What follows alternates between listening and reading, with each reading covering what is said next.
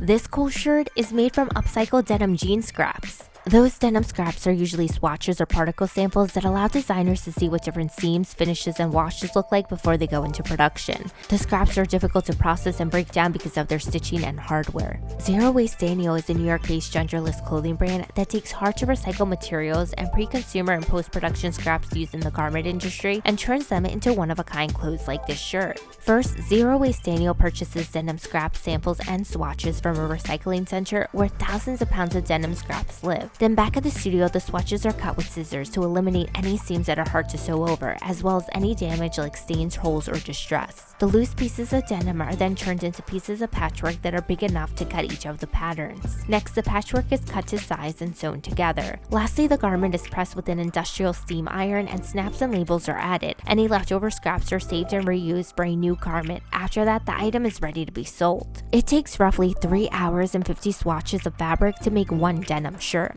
Zero Waste Daniel's products range in price, but denim shirts like this one sell for $215 on the website zerowastedaniel.com and at its store in Brooklyn. The company also makes other clothing items like button-down shirts, denim joggers, jackets, zipper pouches, and pencil cases. Zero Waste Daniel has already collected and repurposed thousands of denim swatches and hopes to collect at least 1,000 more by the end of 2023 in order to create more items.